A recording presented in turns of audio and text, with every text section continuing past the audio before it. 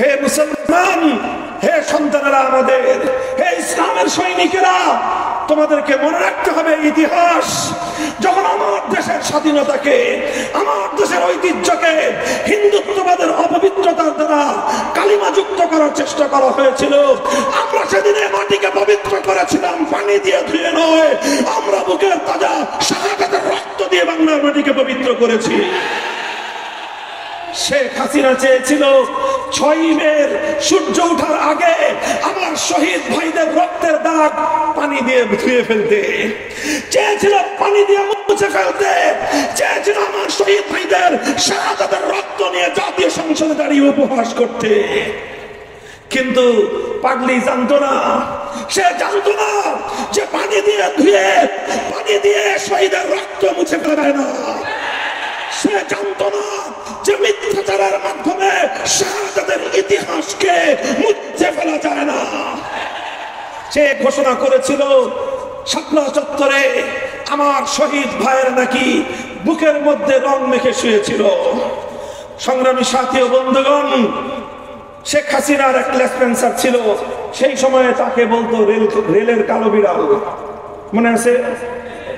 রেলের কালো বিড়াল, মানে রেলমন্ত্রী ছিল কালো বিড়ালের মতো।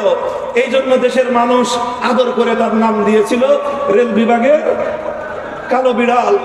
সেই কালো বিড়াল ঘোষণা দিয়েছিল, হেফাজতের নেতা কর্মীরা সুবহানাল্লাহ পড়তে পড়তে শাপলা চত্বর থেকে পালিয়ে গিয়েছে।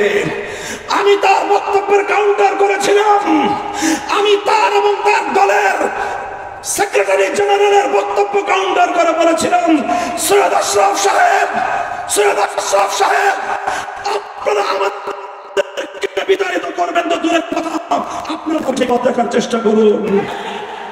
কালো বিড়ালকে লক্ষ্য করে বলেছিলাম, হে রেলের কালো বিড়াল, হেফাজতের নেতা কর্মীরা সুবহানাল্লাহ পড়তে পড়তে পালিয়ে যায় নাই, বরং তারা সুবহানাল্লাহ আলহামদুলিল্লাহ পড়তে পড়তে 56,000 বর্গ মাইলে ছড়িয়ে পড়েছে।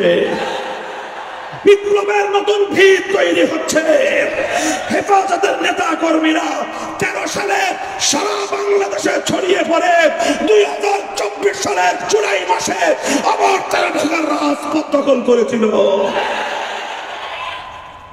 আমরা বলি এ কথাই, 2024 সালের জুলাই বিপ্লবের ভিত রচিত হয়েছিল 2013 সালের 5ই মে।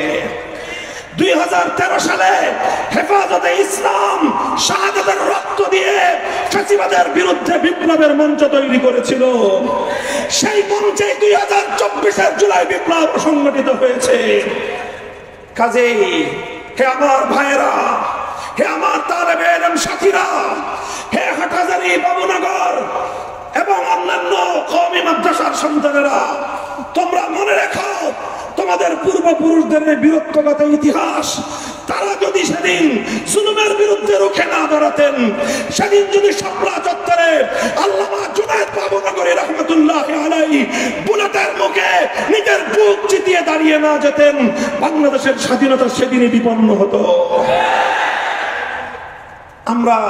আমি আমার সর্বশেষ যে পয়গামটা তোমাদেরকে দিয়ে যেতে চাই, আমি বলছি, হে আলেম সমাজ, আমাদের ত্যাগ এবং কোরবানির মাধ্যমে আল্লাহ পাক রব্বুল আলামিন আমাদের ইজ্জত লিখে রেখেছেন। মনে রাখো, আমরা যতদিন অন্যায়ের সঙ্গে নিরপেক্ষ থাকব, আমরা যতদিন হকের ঝান্ডা নিয়ে সামনে অগ্রসর হব, ইজ্জতের সম্মান এসে আমাদের পদচুম্বন করবে। নাহনু কওমুন আ'আজ্জানাল্লাহু বিল ইসলাম, আমরা সেই জাতি আল্লাহ পাক রব্বুল আলামিন যাদেরকে ইজ্জত এবং সম্মান দিয়েছেন ইসলামের মাধ্যমে।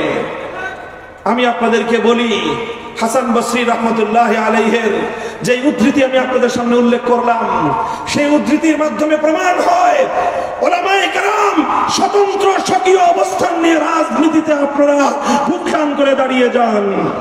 অন্য কারো এজেন্ডা বাস্তবায়ন করবার জন্য উলামায়ে কেরামের ইলম এবং জুবান যেন ব্যবহার না হয়, সেই ব্যাপারে আলেম সমাজকে সর্বপ্রথম সোচ্চার থাকতে হবে।